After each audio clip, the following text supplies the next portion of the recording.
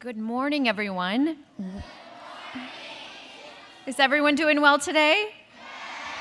That's terrific. Well, my name is Larisa Gelman, and I'm the director of the Educational Outreach Center here at the 92nd Street Y. And I want to welcome all of you boys and girls and teachers and parents to the 92nd Street Y. I also want to welcome our live stream audiences that are all over the world watching us today. To the 92nd Street Y Read Aloud series. It's a literary series that we created especially for children like you.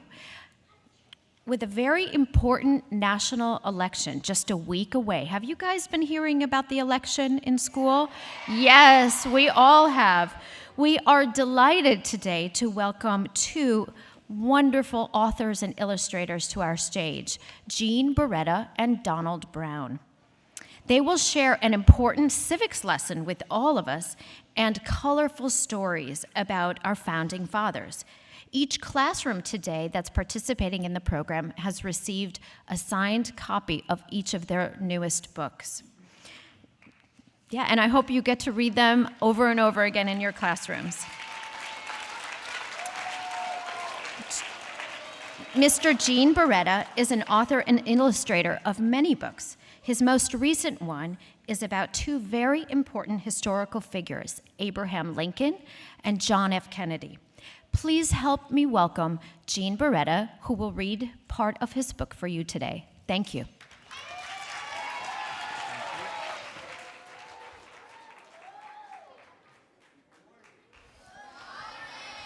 Are your bellies full of good candy from last night? I could have guessed that. Well, exactly 1 week from today, we choose our 45th president. Donald Trump or Hillary Clinton? No. Oh, wait, I wasn't asking.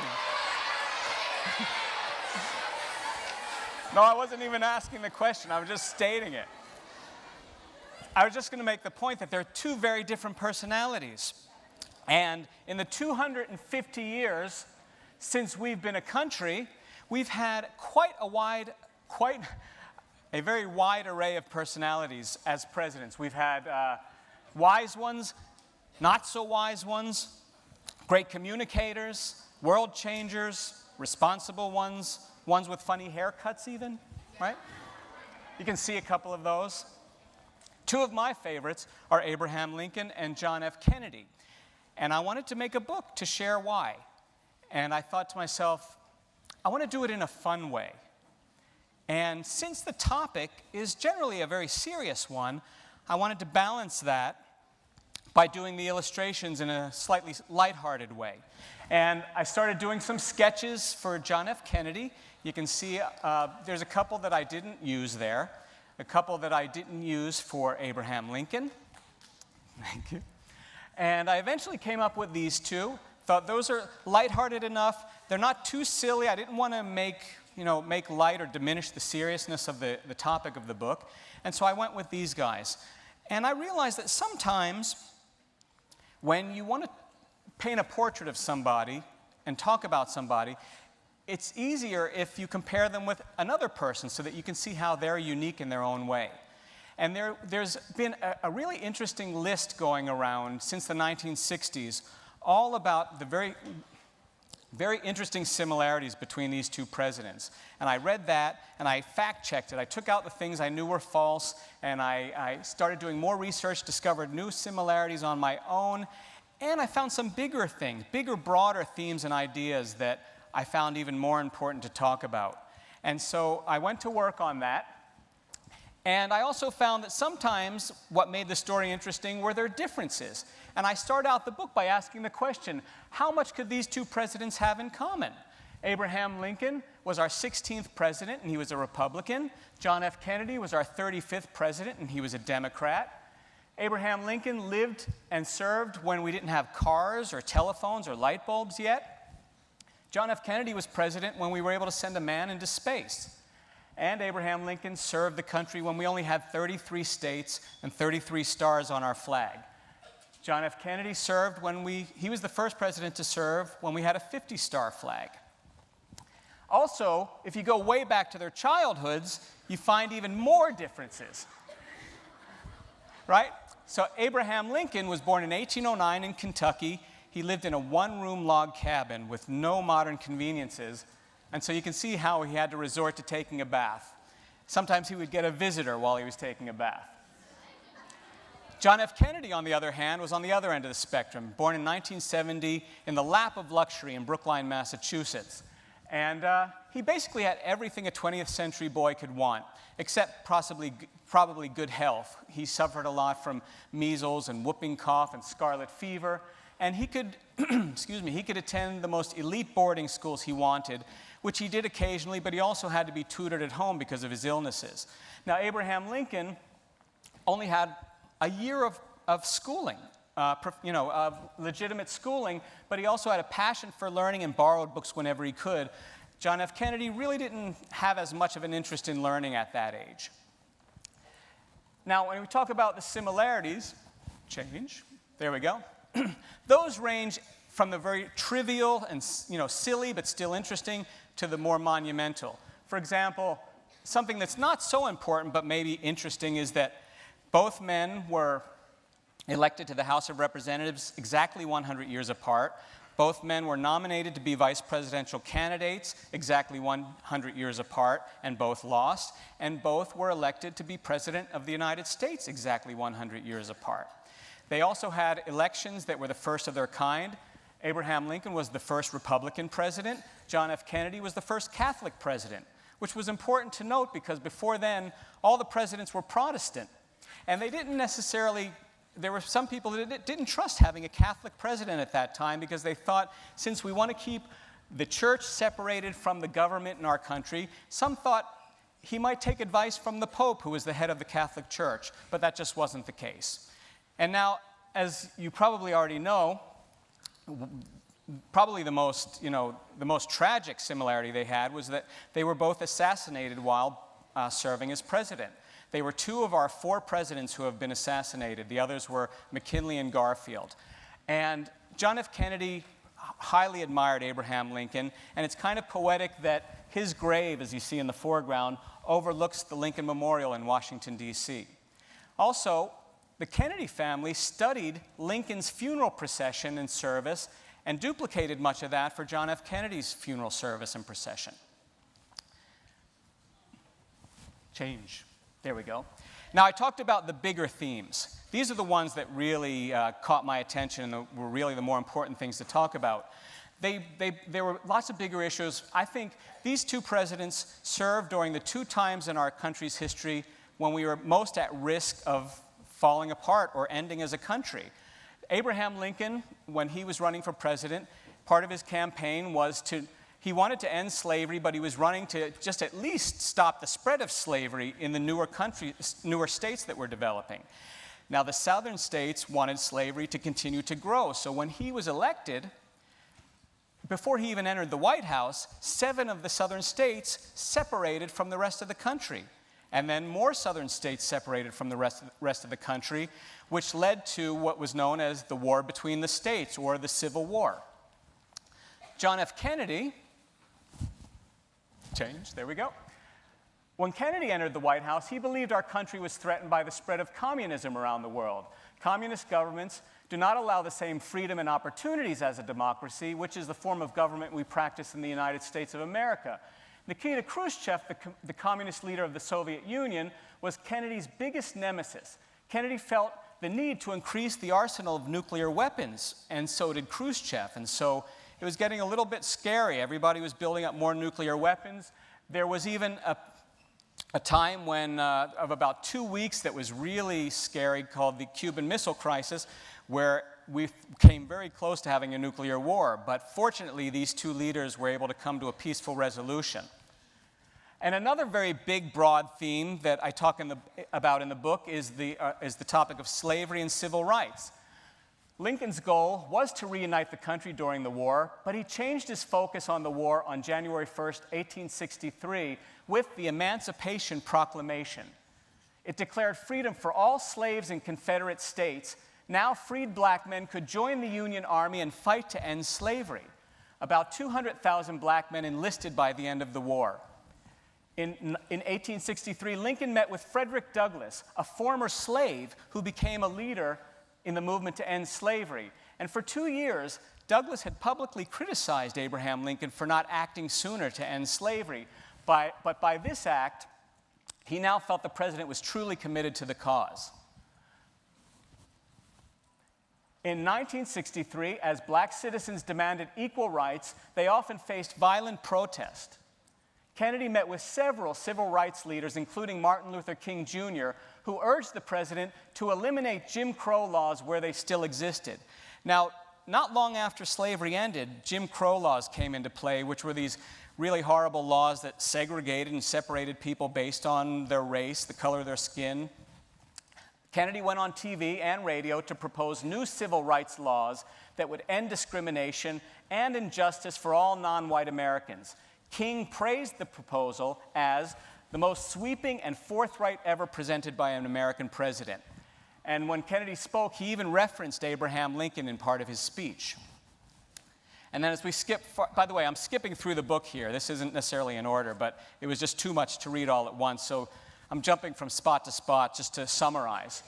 And at the end of the book, you see that they both did have some successes. There are successes that I don't talk about in the heart of the book, but they're in the back. For example, John F. Kennedy started the Peace Corps and the space program, and Abraham Lincoln started the Department of Agriculture, and he was the first, actually, to make Thanksgiving an official holiday.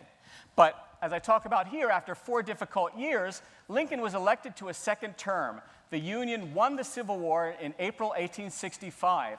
North and South were reunited. He accomplished what he set out to do. He also persuaded Congress to pass the 13th Amendment to the U.S. Constitution, which is basically our rule book. And it ended slavery throughout the entire country. Now, Kennedy continued what Lincoln started when he presented a long-awaited civil rights bill to Congress that later became the Civil Rights Act of 1964. The Revolutionary Act outlawed segregation and discrimination against people based on their race, religion, and gender. So, as you can see as I summarize this, when you compare these two, it can be very intriguing and very inspiring, especially when you note that these are two people living 100 years apart from completely different backgrounds, completely different personalities.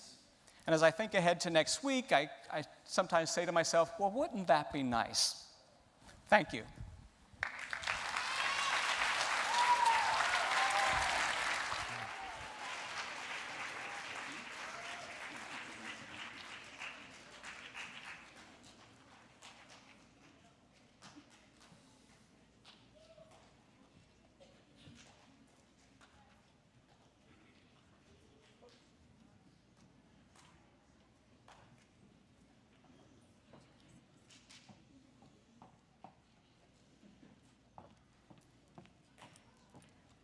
I'd like to welcome another author for you today. Did you like how Gene told the story of Lincoln and Kennedy?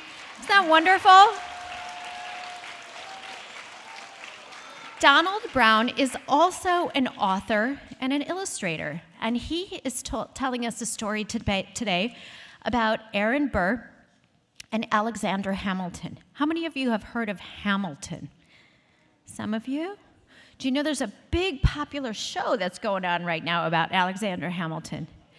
Anyway, those two wonderful individuals were friends at first, and then they kind of parted ways. And so Mr. Brown is going to tell us that story.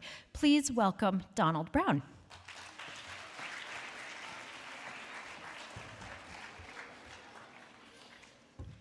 How's everybody this morning? Good? Now, are you more excited to see me or just get out of school for an hour?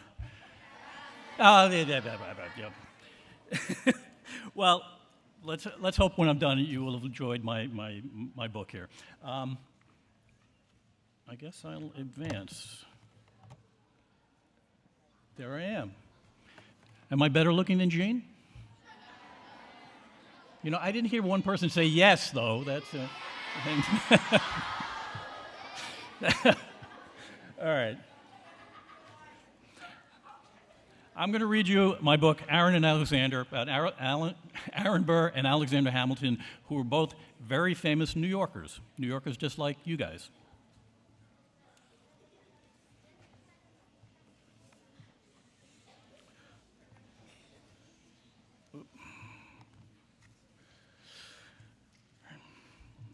Aaron and Alexander could have been friends. They were alike in many ways, but in the ways in which they were different made them the worst of enemies.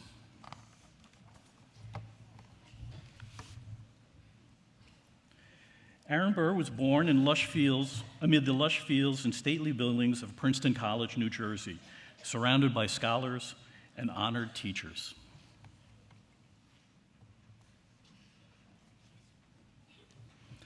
Alexander Hamilton lived on the sun-drenched Caribbean island of St. Croix with merchants, sailors, pirates, and plantation owners and their slaves.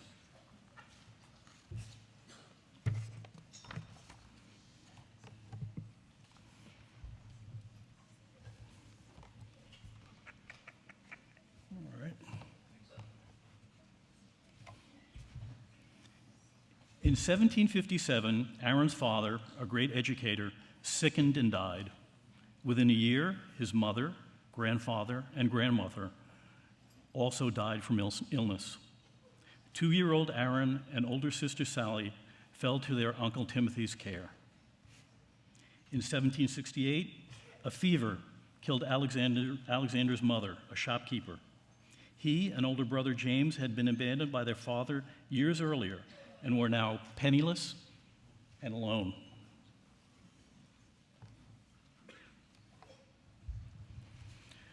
Both boys were orphans, but Aaron joined a large family, including young aunts and uncles, as well as Uncle Timothy's own children that eventually numbered 13. 13-year-old Alexander, on the other hand, was taken in by a generous merchant, while brother James went to live with a carpenter.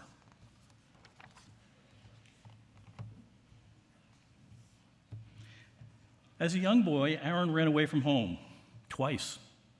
Once he clambered aboard a ship with a mind of becoming a cabin boy. Uncle Timothy retrieved him from the ship's mast.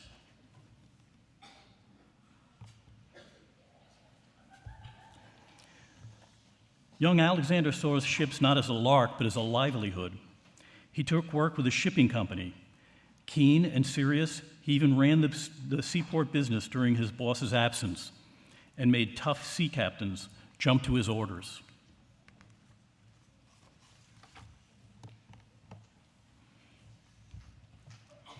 Aaron was smart.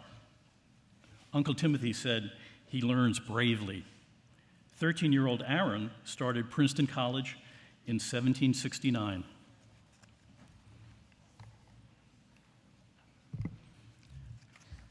Alexander was smart too. After he survived a terrible hurricane, he wrote an attention-grabbing newspaper story about the storm. The story impressed island merchants who generously sent him to Columbia College to continue his education. 17-year-old Alexander arrived in New York City and started school in 1772.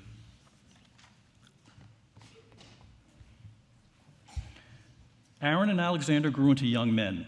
Slender and small, each would bear little nicknames at times in their lives. For Aaron, Little Burr. For Alexander, Little Lion. Had it been another time, Aaron and Alexander might have devoted themselves to books and preparation for a life's work. But anger simmered among the American colonists against Great Britain. Their feelings of abuse by King George boiled over in 1776, and the American Revolution began. Aaron and Alexander staked their lives on independence.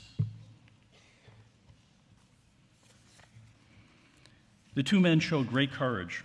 Daring Aaron joined an icy attack in Canada. Brave Alexander dodged British cannonballs in New York City.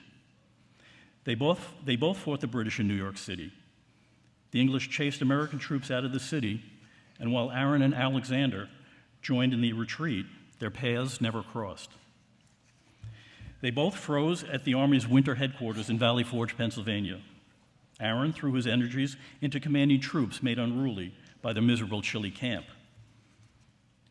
Alexander used his ambition to act as General George Washington's aide, but still found time to read and study. At war's end, Alexander took part in the great victory at the Battle of Yorktown, and Aaron was far from the action, worn out by Army life.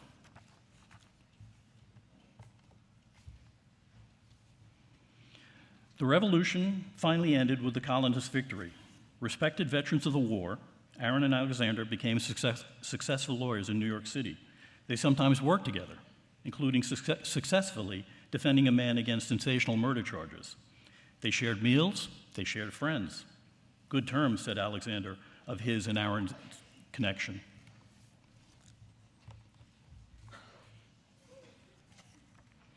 All the while, America wrote a constitution to govern itself. There would be no royalty and kings for the new republic.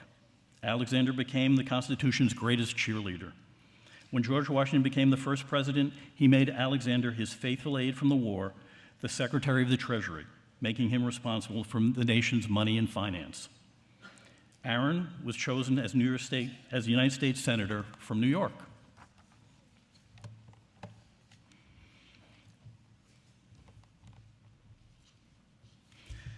Americans everywhere wanted the young nation to be great, but deciding how to accomplish it made for angry disagreements.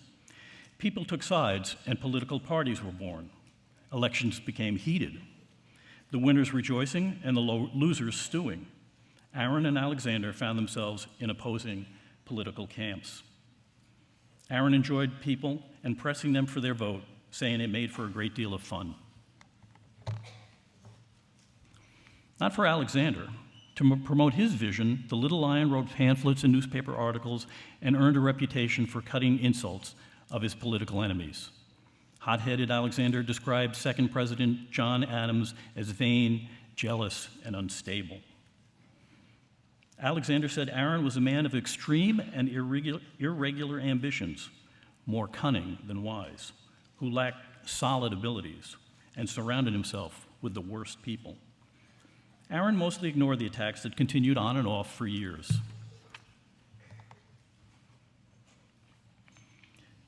Then in 1880, Aaron ran for president of the United States against Thomas Jefferson, who was expected to win. It was a fierce campaign, and each side was sure of its absolute rightness and the other side's outright wickedness. When the results came in, Aaron had tied the election. The House of Representatives held a special runoff vote. The thought of Aaron as president distressed Alexander. Cunning, wicked, one of the worst men, Alexander said of Aaron. Burr loves nothing but himself. The appointment of Burr as president would disgrace our country abroad. Alexander helped build opposition against Aaron. After 36 ballots, Jefferson won the presidency, and Aaron settled for the vice presidency.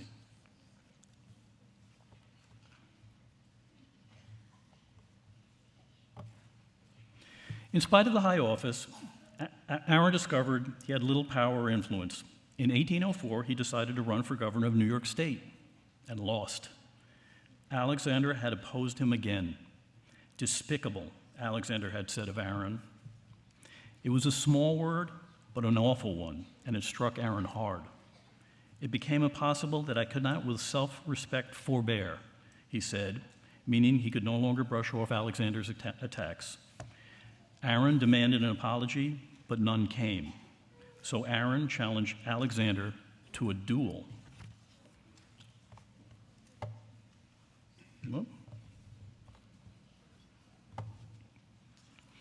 Dueling, fighting with swords or pistols to settle an argument, especially those involving honor or reputation, wasn't unusual. Before becoming president, Andrew Jackson killed a man in a duel. Prior to his presidency, James Monroe challenged none other than Alexander Hamilton to a duel. It was settled before gunplay. In fact, Alexander settled 11 duels peacefully before Aaron challenged him. Aaron had fought one duel. The opponent's bullet pierced his coat, but not his body. Alexander accepted Aaron's challenge. Just days before their duel, Aaron and Alexander attended the same party for veterans of the Revolution, as if their deadly argument had never happened. Alexander even climbed onto a table and sang a song.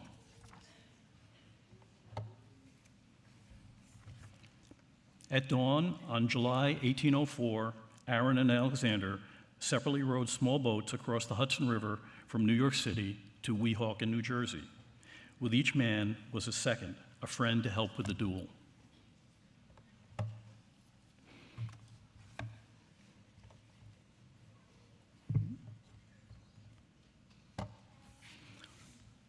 At sunrise, a distance of 30 feet was marked off. At the second's command, Aaron and Alexander, the two orphans, the two patriots, the two war veterans, the two public servants of the new nation, took their places, raised their pistols, and aimed.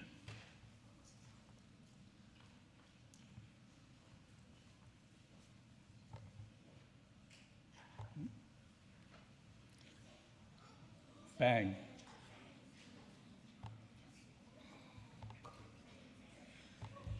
Bang. Should I finish? Yeah. Oh.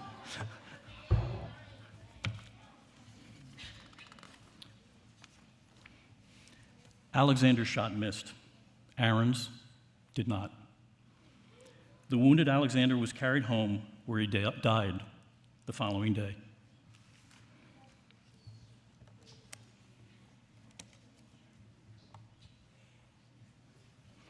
New York City held a great funeral for Alexander Hamilton, hero of the Revolution and champion of the Constitution. His grave is in Trinity Church right now. You could all go see it. It's in downtown Manhattan. Much of the country cursed Aaron Burr. He never recovered his political reputation. He wandered Europe for several years. When he was an old man, the thoughtful Aaron said, "I should have known the world was wide enough for Hamilton and me." Yeah.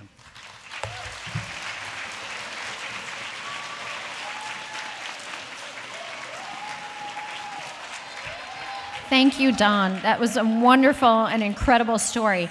I'd love to ask Gene and Don to come and join me on the stage, and I have a few questions that I want to ask them, and I hope that these questions are questions that you might be thinking about already. So just give us 1 minute to reset, and we will talk about the books with you.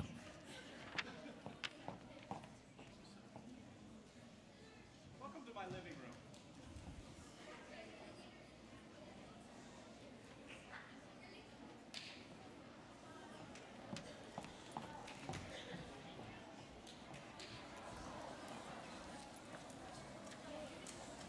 Okay, well, I think the first question that we all want to ask you is, when did you decide that you wanted to be a writer? And Don, maybe Gene, if you want to start, and a writer and an illustrator. Well, I know I've been illustrating. I've wanted to illustrate my entire life. My mom told me when I was 3 years old, I drew a big purple elephant on the wall next to my crib. So I know it's been going on that long.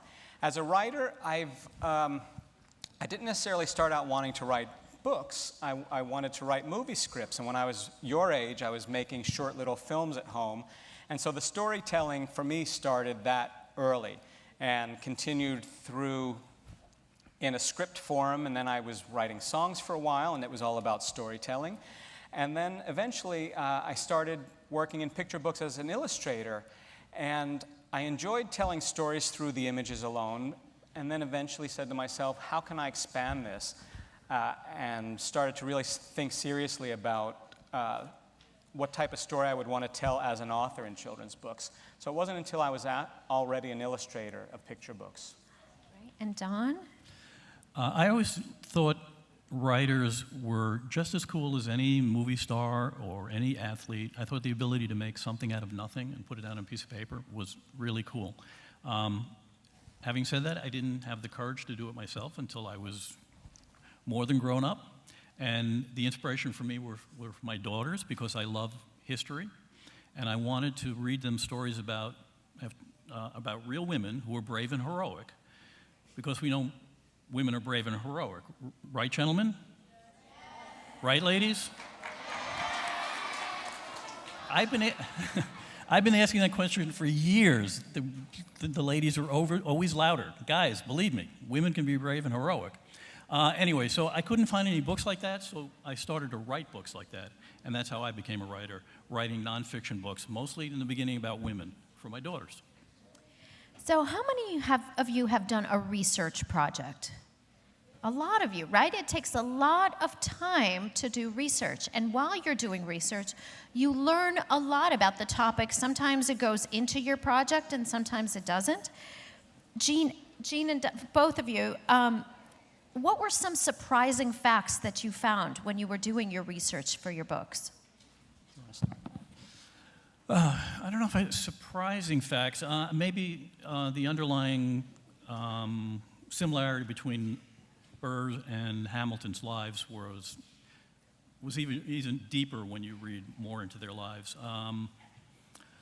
Just as an aside, the problem, at least for me, is like I have two lives that I have to condense into 36 pages. So the problem is not having enough information, is being able to winnow it down, distill it down into a story that's still readable and enjoyable for you guys.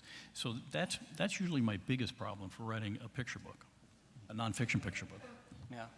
Yeah, the space, especially in this book where I was dealing with two individuals, two administrations, two periods in history, the research became a big undertaking and then trying to condense it down. As far as surprises go, for me, it was to see how both men had such challenging personal lives. While they were able to do such monumental things in during their presidencies, they both had physical challenges they dealt with most of their lives, depression and Addison's disease, which is sort of a disease that bothers your gut, and Kennedy had chronic back pain. They both lost, one of the other similarities, they both lost a child before they entered the White House, and they both lost a child after they entered the White House. And so seeing how they could overcome these really difficult personal challenges to do what they did and serve us was really remarkable. They are amazing. How difficult was it for you to find the information that you needed for your books? Was it relatively available? You could find it anywhere on the internet, or did you have to go and talk to some experts about the topics? I interviewed both presidents, actually. No. It was a joke, you guys, right? Well, there's, everything you want to know is out there, especially on the internet, and I read other books by other authors. I made friends with an amazing historian and author who is here today, actually, Thomas Fleming, who was a lifesaver in some cases because he was able to sort of fact-check some things where I had questions and doubts. So thank you, Mr. Fleming. But a lot of it was out there and just had to be sorted through and managed and evaluated. Yeah. It wasn't difficult to get the information. And there's a ton of things out on the internet. But, having said that, because I know you all use the internet to get information, please be careful what you take from it. Just because it's on the internet doesn't make it true. There's a lot of idiots out there, and they can post on the internet, so please be careful. In my book's respect, the problem was acting something of a referee, because most books about Alexander Hamilton usually come down on Hamilton's side in respect to the duel. And the people who write books about Burr usually come down on Burr's side in the duel. So you have to be something of a referee. I guess the surprising, from the earlier question, my whole life I always thought Burr was the villain in the story. But having done the research, I'm a Burr guy now. Now I think Hamilton was the villain. So that was a surprise. And if they were running for president today, Alexander Hamilton and Aaron Burr, who would you vote for? That's difficult because I'm a Burr guy in regarding to the duel. But in terms of the consequences for the country and what they contributed to the country, there really isn't much of a contest. Hamilton contributed so much more to the country and the way it even is operating today than Burr ever did. So Hamilton was probably the better leader, the better government leader in office. But also, having said that, he was also kind of more of like a one-percenter. He was looking out for the moneyed, powerful interests to start out with. He was not a man of the people. So maybe I'd have a little problem voting for him. So it's always something, right? It's always something. Well, one of the things is that it's so exciting to see an author on our stage and to see a finished book. But one of the questions I always have for authors is, what does it look like that very first day when you decide you're going to write a book about John F. Kennedy and Abraham Lincoln or Alexander Hamilton? What does day one look like? What does an author look like at home that you decide to write this book? Can you talk us through it a bit? More hair on your face. Day one, there's a lot of brainstorming happening. You're trying to, you're thinking about, well, at least in my case, I think beyond the information itself, I'm thinking, what is it about their lives and their stories that will connect with readers your age, and what will you find interested, and how can I connect it to your experiences today so that it means something? And I let it I play with it in my head for many days. As I'm starting to just pick up little pieces here and there, I mean, I usually know a little bit about the subject before I start because that's what gets me interested. But it's, the first couple weeks is a lot of just pulling in where I think the best information and most reliable information will be coming from, and just sitting with it, see what grabs me personally, how I connect with the subjects. All right, now, without getting into the weeds too much, let's remember, this is a business. People expect to make money, all right? So when money's involved, it's not just me deciding I want to write a book. The first thing I have to do is I have to be interested in the subject because I'm going to spend a year with it. But then I have to convince the publisher. I'll have to actually write a proposal and explain why I think a book like this is interesting and why it would be interesting to people like you. Now, the publisher may agree with me, or maybe they don't. Maybe I want to do a book about Gene. I love Gene, but the publisher says, no, we don't want to do a book about Gene. I love you too. I love you too, brother. The point is, no matter how I feel about Gene, or he to me, if the publisher doesn't want to do the book, there ain't no book, all right? Once that happens, then I kick into high gear, and day one for me is I dive headfirst into research. And like I said, I'll do a lot of research. I don't want to get it wrong. I want to get it right. And after that, then you can think about doing the art, because that's how, in my world, that's how it always works. The words always come first, and then the art follows. So tell us, how long did it take to write the book? It can take, this is a 36-page picture book. It can take me 8 to 12 months. So a whole year Yes. to write 36 pages. And then once I'm finished, I send everything to the publisher. It takes them nearly a year to publish the book. So for the time I have an idea, or Gene has an idea, well, I'm not Gene, speak for himself, but the time I have an idea, and I sell it to a publisher, and I do the research, and I do the art, and I send it to the publisher, they print it, and they send it to, schools like yours, nearly 2 years will pass. So it's a very slow process.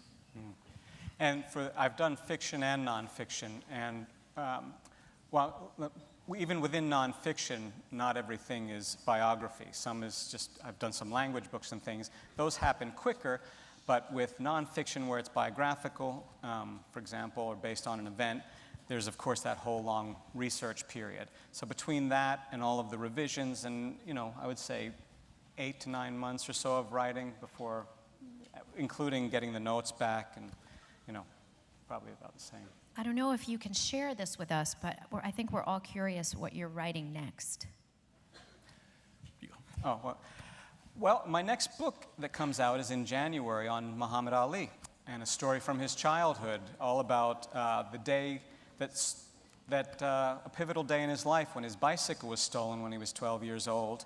And he ran into a gym to tell a police officer. The police officer happened to be a boxing coach, and guess what happened after that? So we've been working on that for over a year or so, and we're bringing it out right near his birthday in January. Fantastic. Don? I just completed a book, and it's a pretty radical departure from what I usually do. It's a geology book. It'll be a history of Earth from the very, very beginning till now. Wow. That's great. I think we might have to have you back for another series. Is there anything about the characters that you connected to yourself? Did you identify anything in John F. Kennedy or Alexander Hamilton that you thought, I have that quality in me? Yeah, very, very much so. And part of the reason why I became a big fan of Burr. He had a daughter who he was devoted to. And he wrote to her this, and it captures the feelings I have for my daughters. He wrote, I am indebted to you, my dearest, for a very great portion of the happiness which I have enjoyed in this life. You have completely satisfied all that my heart and affections could have hoped or wished. Bill. I don't know if I have.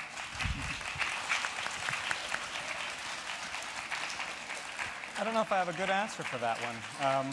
Nothing necessarily. Yeah. All right. Oh, I just want to. I don't want to ever get everybody down, but his daughter was lost at sea. He lost his wife and he lost his daughter, and it must have been horrible. I mean, this is before trains and before internet and before cell phones, and when somebody got on a ship somewhere to sail somewhere else, it sometimes never arrived. That must have been a horrible, horrible thing. So my heart breaks for him. Well, we're going to wrap up pretty soon, but I wanted to just point out to all of you that these four men had incredible success and worked extremely hard, but they had incredible challenges that they had to overcome, and yet they kept going, they kept trying to make this country a better country, and for the next generation, for you guys. So I hope that you really enjoy reading the books in your classrooms. Each of your classrooms has a copy. I want to thank Gene and Don for joining us. It's been such a treat for me to discover these books. I've loved them. Thank you so much. Thank you for...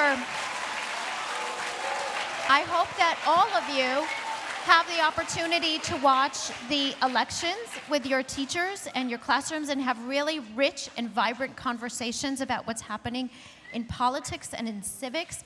One of the reasons we wanted to have this event today was so that you get involved. Every one of us can make a difference in our city and in our country and in our community. So I hope that you take this opportunity. And I wanted to just leave with one last question for each of you, which is, give us some advice about reading and writing. What would you want to know when you were 8 or 9 that you know now that you can share with us? Well, find subjects that you have a passion for, because that goes a long way. I tend to, when it comes to history, for example, I tend to learn the most when I find either an individual or an event that gets me excited. Then all these other characters come into the story, and I start to broaden my knowledge of the history around that. So find a subject that you have a passion about and read as much as you can about it, because I'm sure along the way you're going to keep discovering new and new interests, just threading from that original point. Great. Don? Yeah, what Gene said, you're going to have to find a subject that interests you. When I was your age, I was an awful reader. Awful. I was really bad at it.